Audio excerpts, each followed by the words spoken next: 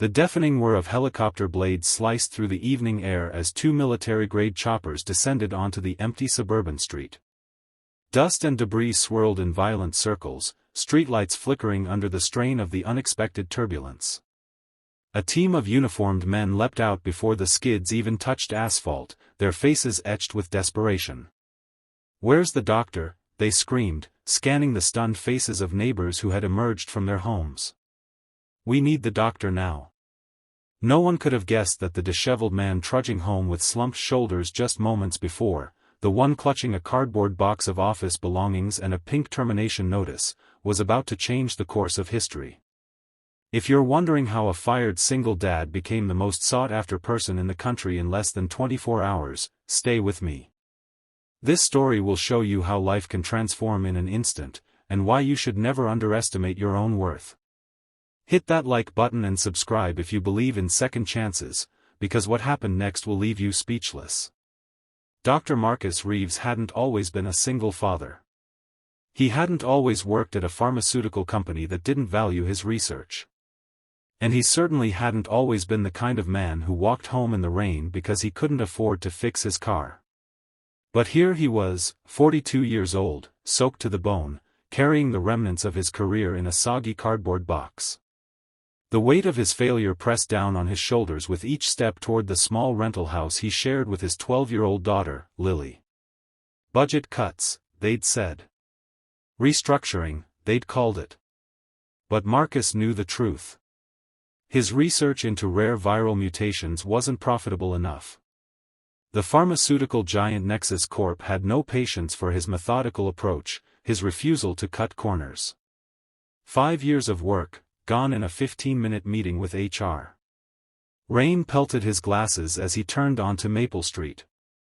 3 more blocks and he'd have to face Lily, have to somehow explain that Daddy wouldn't be able to afford her science camp this summer. That they might need to move again. That he had failed her. Again. His phone buzzed in his pocket. Probably the school. Lily had been having trouble lately, acting out, skipping classes. The counselor said it was normal for a child who'd lost her mother, but Marcus knew better. It wasn't just grief. It was his inability to be both parents at once, to fill the void left by Sarah's death 3 years ago. He ignored the call. Whatever crisis awaited could wait until he figured out how to tell his daughter they were broke. The first drops of his tears mingled with the rain as he approached their street. He'd promised Sarah he would take care of Lily, promised her as she lay dying of the very type of rare virus he'd dedicated his life to studying. The irony wasn't lost on him, he couldn't save his wife, and now he couldn't even keep his job trying to save others like her. His phone buzzed again. And again. And again. With a sigh, Marcus pulled it from his pocket, expecting to see the school's number. Instead, he saw 15 missed calls from his former colleague, Dr. Eliza Chen. As he stared at the screen, another call came through. "Eliza, I really can't talk right now." "Marcus." Her voice was frantic, breathless. "Where are you? The CDC has been trying to reach you for hours." "The CDC? Why would the Centers for Disease Control?" "There's been an outbreak, Marcus. The Khazari virus. It's here, in the States." Marcus stopped walking, his blood turning to ice. "That's impossible. Khazari has only been documented in remote regions of Southeast Asia. The containment protocols failed. Patient Zero was a researcher who came back from Thailand last week. He's at Memorial Hospital now, along with 17 others showing symptoms. Marcus, they're dying. And your research, your models for viral mutation tracking, it's the only thing that might help develop a treatment in time. The Khazari virus. A hemorrhagic fever with a 94% mortality rate. No known cure. And it spread through respiratory droplets with an incubation period of up to 2 weeks, meaning infected people could spread it before showing symptoms. But Nexus fired me today. All my research. We know. Nexus called us when they realized what was happening. The government has ordered them to turn over all your work, but no one understands it like you do. The CDC director is mobilizing everything. They're sending transport to bring you to the containment facility. As if on cue, the distant sound of helicopter blades cut through the rain. Marcus, you need to get somewhere open. Now. He looked up at the darkening sky, then around at the residential street. There was a small park at the end of the block, not much more than a playground and a baseball diamond, but open enough. Tell them to look for me at Oakwood Park. I'll be there in 2 minutes. Marcus ran, his cardboard box abandoned on the sidewalk, rain streaming down his face. His mind raced faster than his feet. Khazari in the United States. A potential pandemic that could kill millions. And somehow, his obscure research, the very work that had just cost him his job, might be the key to stopping it. He reached the park just as the helicopters appeared over the treeline, their searchlights cutting through the rain. As they descended, Marcus had one thought: Lily. He needed to call Lily. But there was no time. Men in tactical gear were rushing toward him, shouting questions, confirming his identity. Dr. Reeves? CDC Director Harmon needs you on the line immediately. A satellite phone was thrust into his hands as he was ushered toward the nearest helicopter. This is Dr. Reeves. Doctor, this is Director Harmon. I apologize for the dramatic extraction, but we have a situation that requires your immediate attention. Your work on viral mutation tracking is our best hope for containing this outbreak. I understand, but my daughter is being picked up from school as we speak. She'll be brought to a secure location where you can communicate with her. Right now, I need you focused on the task at hand. Lives are at stake. Marcus climbed aboard the helicopter, his heart pounding. As they lifted off, he caught a glimpse of his neighborhood below, growing smaller by the second. Somewhere down there was the home he might lose, the life he thought was falling apart. Little did he know that his greatest challenge, and his chance at redemption, was just beginning. The CDC's Emergency Operations Center in Atlanta hummed with controlled chaos. Screens displayed maps dotted with red markers, confirmed cases of Khazari, while teams of scientists and public health officials moved with urgent purpose between workstations.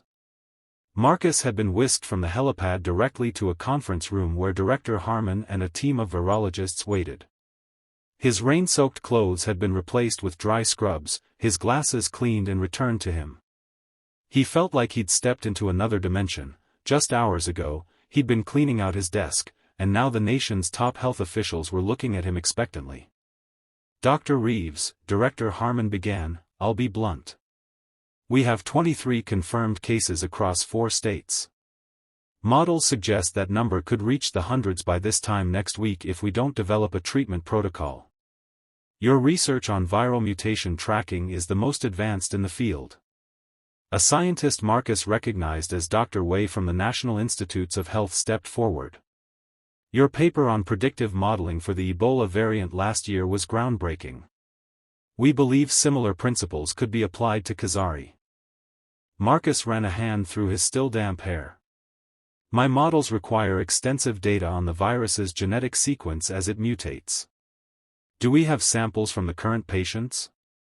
We do, said a woman in a lab coat. I'm Dr. Patel, head of the CDC's Special Pathogens Branch. We've sequenced samples from 15 patients so far. The data is ready for your review. A laptop was placed in front of Marcus. As he scrolled through the genetic sequences, his scientific mind kicked into gear, temporarily pushing aside his personal worries. The Khazari virus was mutating faster than expected, adapting to its new environment with frightening efficiency. I'll need access to my research files from Nexus, he said. And I want to speak to my daughter. Director Harmon nodded. Your files are being transferred as we speak. As for your daughter, she's been taken to a secure facility nearby. You can video call with her once we've briefed you on the full situation. For the next hour, Marcus absorbed the grim details. Patient 0, Dr. James Whitman, had been conducting field research in Thailand when he contracted the virus. By the time he showed symptoms back in the States, he'd already exposed dozens of people, colleagues, family members, fellow passengers on his flight home. The virus had a 2-week incubation period, during which infected individuals were contagious but asymptomatic.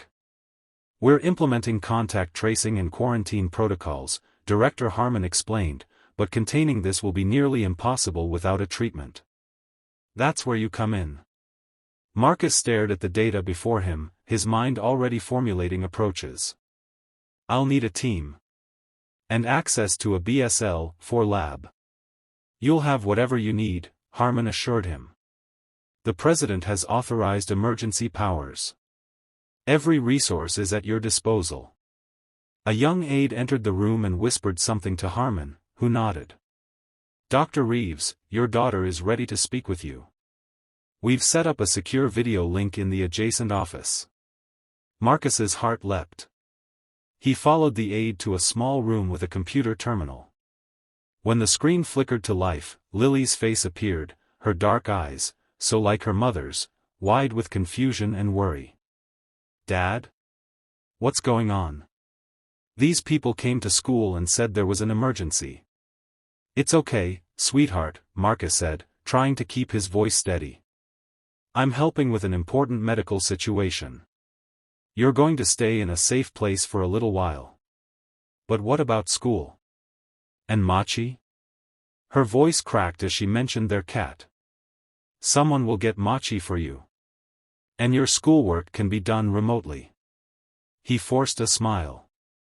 "Think of it as an unexpected adventure." Lily wasn't fooled. At 12, she was perceptive beyond her years. "Is this about your job? Did something bad happen?" Marcus hesitated. How much should he tell her? She'd already lost her mother to a virus. The thought of frightening her with news of another deadly outbreak made his stomach churn. "My job situation has changed," he said carefully. "But in a good way. Remember all that research I've been doing? It turns out it's very important right now. Important enough that the government needs my help." A woman appeared beside Lily on the screen, a CDC psychologist, Marcus guessed. "Dr. Reeves will take good care of Lily. She'll have everything she needs, and you can speak with her daily." Marcus nodded gratefully. "Lily, I have to go now. But I'll call again tonight before bedtime, okay? I love you more than anything." "I love you too, Dad." Her voice was small, uncertain. "Be careful." As the screen went dark, Marcus felt the weight of responsibility settle on his shoulders, not just for his daughter, but for countless lives that now depended on his work. He took a deep breath and returned to the conference room, his mind shifting back to scientist mode. "I need to see the patients," he announced. "Particularly patient 0. The mutation patterns might be different depending on how long they've been infected." Dr. Patel looked concerned.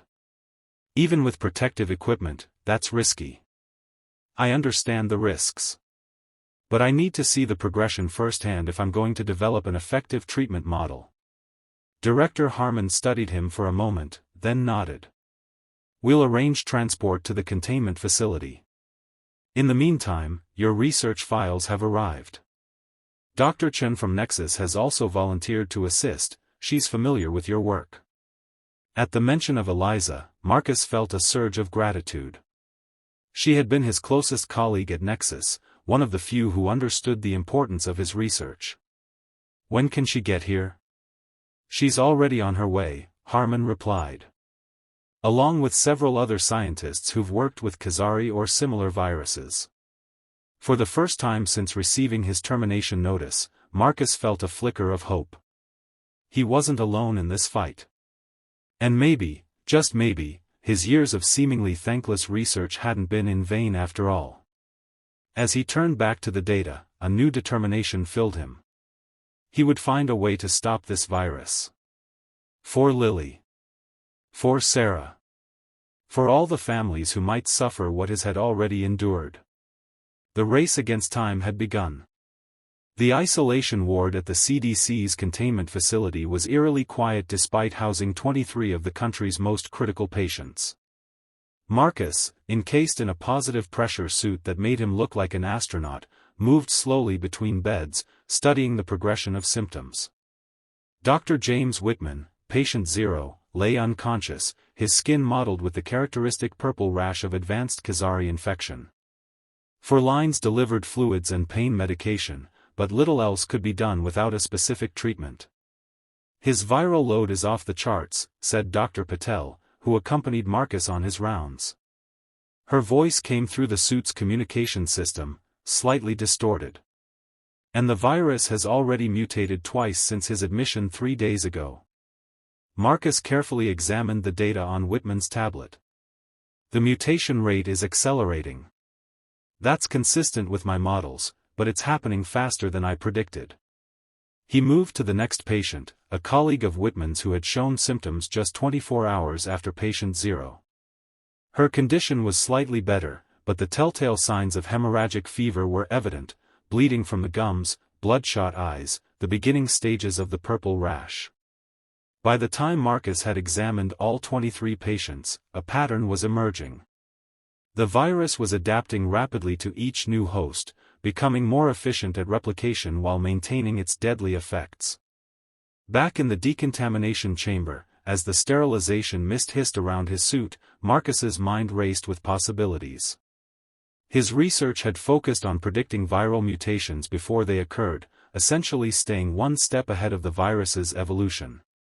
If he could apply those principles to Khazari, they might be able to develop a treatment that would remain effective despite the mutations. Once cleared, he removed his suit and headed to the lab where Eliza Chen was already at work. She looked up as he entered, her face drawn with fatigue but her eyes bright with determination. "Marcus," she said, standing to embrace him briefly. "I'm so sorry about what happened at Nexus. Those idiots had no idea what they were throwing away." "Apparently not," he agreed with a grim smile. "Though I doubt they expected the CDC to come calling the same day." Eliza gestured to the workstation she'd set up. "I've integrated your research files with the current patient data. The simulation program is running now, trying to predict the next 3 mutation cycles." Marcus peered at the screen, where complex molecular structures rotated in 3D. "We need to identify the stable regions of the viral genome, the parts that don't change between mutations. If we can target those with an antiviral compound, we might be able to stop it regardless of how it mutates," Eliza finished. "Exactly what your models were designed to do." For the next several hours, they worked in focused silence, occasionally exchanging ideas or observations. Other scientists came and went, contributing their expertise before returning to their own aspects of the response effort. Around midnight, Marcus stepped away from the computer to call Lily as promised. She was already in bed at the secure facility, but brightened when she saw his face on the screen. "Dad! Did you save the world yet?" Despite his exhaustion, Marcus laughed. "Not yet, sweetheart. These things take time. The lady here said you're working on a really important medicine. Is that true?" "It is. A lot of people are sick, and we're trying to help them get better." Lily's expression grew serious. "Like Mom was sick?"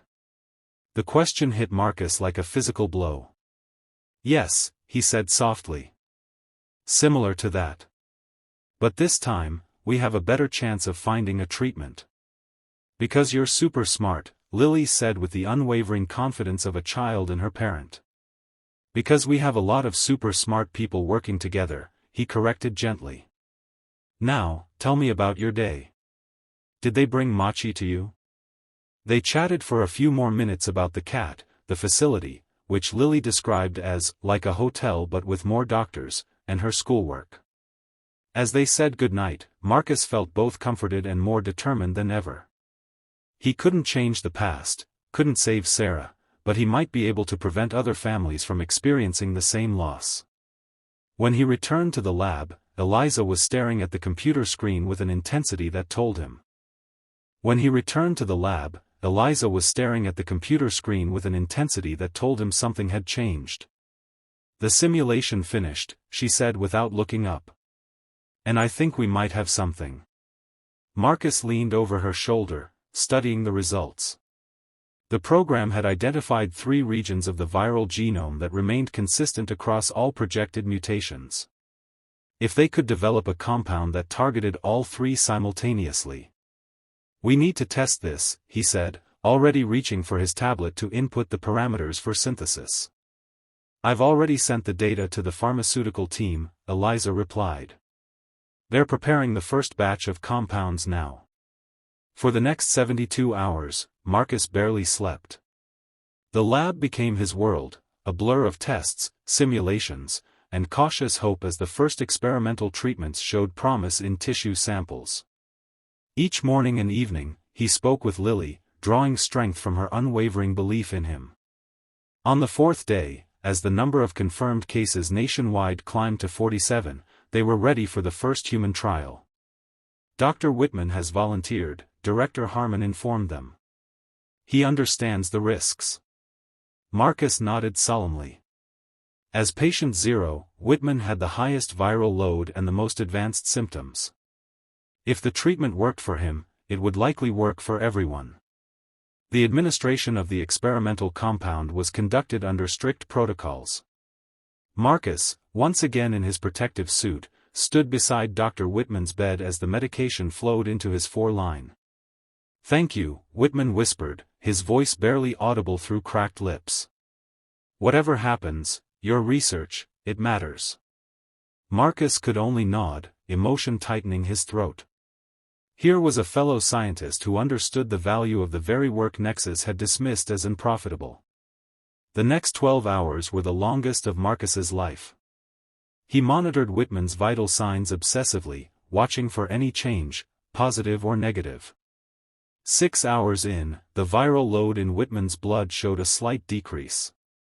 By hour 10, his fever had dropped half a degree. At hour 12, the rash had stopped spreading. "It's working," Eliza breathed, looking at the latest test results. "Marcus, it's actually working." The treatment wasn't a miracle cure. Whitman remained critically ill, but for the first time since the outbreak began, there was tangible hope. As more patients received the compound, similar improvements were observed. The virus wasn't being eliminated, but its replication was being significantly inhibited, giving patients' immune systems a fighting chance. Within a week, the CDC had authorized emergency production of the treatment, now named Reeves in recognition of Marcus's contribution. Pharmaceutical companies across the country, including Nexus, were ordered to redirect their resources to manufacturing the compound. As the crisis response shifted from development to distribution, Marcus finally had a moment to breathe. Standing by the window of his temporary office at the CDC, he watched as rain, gentler than the downpour from that fateful day, washed over Atlanta. His phone rang. It was Director Harmon. "Dr. Reeves, the president would like to speak with you." The conversation that followed would change Marcus's life forever. The president thanked him for his service to the nation, praised his scientific brilliance, and then made an unexpected offer: leadership of a new government initiative focused on pandemic prevention and response. "Your research saved countless lives," the president said. "We need minds like yours preparing for the next threat before it emerges." When the call ended, Marcus sat in stunned silence. A week ago, he'd been unemployed, walking home in the rain, wondering how he'd support his daughter. Now, he was being offered the chance to continue his life's work with full government backing. There was only one person he needed to consult. The reunion with Lily was tearful and joyous. As soon as the doctors confirmed it was safe, Marcus had her brought to Atlanta, where they embraced for the first time in nearly 2 weeks. "I knew you could do it, Dad," she said, her arms tight around his waist. "I told everyone my dad was going to save the day." Marcus smiled, stroking her hair. "I had a lot of help. But yes, we did it." That evening, as they sat in their new temporary apartment, a comfortable space provided by the CDC until they decided their next move, Marcus explained the president's offer. It would mean moving to Washington, he said carefully. New school, new home. But it's important work, Lily. The kind of research that could prevent something like this from happening again. Lily considered this, her young face serious. Like what happened to Mom? Yes, Marcus said softly. Like what happened to Mom? She nodded decisively. Then you have to do it. Mom would want you to. Marcus felt tears prick his eyes. You're right. She would. Besides, Lily added with a small smile, Washington has, like, really good museums and stuff. And Machi won't care where we live as long as he has his favorite toys. Marcus laughed, marveling at his daughter's resilience. That's true. And you know what else? This job means I'll have more regular hours. More time for us. No more working late at Nexus? No more Nexus at all, Marcus confirmed. They actually called today, offering me my job back with a promotion. I declined. Lily's eyes widened. You said no to them? After they fired you? I did. Some opportunities are worth more than others. And some things, like family, are worth more than any job. As they sat together planning their new life, Marcus reflected on the strange twist of fate that had brought him here. A single day had transformed him from fired employee to national hero. But the true transformation had happened within. He'd rediscovered his purpose, his confidence, and most importantly, his ability to be the father Lily deserved. The helicopters that had landed on that rainy evening hadn't just been looking for a doctor. They'd been searching for a man who didn't yet realize his own worth, a scientist whose dedication would save thousands, a father who needed to remember what truly mattered. Sometimes, Marcus thought as he hugged his daughter close, life's greatest challenges arrive at exactly the moment we need them most, even if we don't recognize it at the time. 6 months later, Dr. Marcus Reeves stood at a podium in the White House Rose Garden, accepting the Presidential Medal of Freedom for his role in containing the Khazari outbreak. Lily sat in the front row, beaming with pride, while Eliza Chen, now his deputy at the National Institute for Pandemic Prevention, applauded beside her. The Khazari virus had claimed 29 lives in the United States before being contained. Without the treatment Marcus developed, experts estimated the death toll could have reached into the hundreds of thousands. Dr. Reeves reminds us that true heroes often walk among us unrecognized, the president said during the ceremony. His dedication to science, even when others failed to see its value, saved countless lives and families. As Marcus accepted the medal, he thought of Sarah, wishing she could have witnessed this moment. But in a way, she had been there all along, her memory driving his research, her love shaping the father he had become. Later that evening, as he and Lily walked through their new neighborhood in Georgetown, a passing stranger recognized him from the news coverage. Dr. Reeves. My sister was one of the patients who received your treatment. She's home with her kids now, thanks to you. Marcus smiled, shaking the man's hand. I'm glad she recovered. It was a team effort. As they continued their walk, Lily slipped her hand into his. You're famous now, Dad. Temporarily, he chuckled. People will forget soon enough. I won't, she said seriously. I'll always remember how you went from being fired to saving everyone in one day. Marcus squeezed her hand. That's not quite how it happened. But you know what? Even on that worst day, walking home in the rain, I still had you. And that meant I hadn't lost everything that mattered. Lily leaned against him as they walked. Do you think Mom would be proud of us? Without a doubt, Marcus said, his voice steady and sure. She'd be proud of how brave you've been through all of this. And maybe a little amused at how dramatically our lives changed. Because of helicopters landing on our street, Lily giggled. Because sometimes, Marcus corrected gently, what looks like the end of the road is actually just the beginning of a new journey.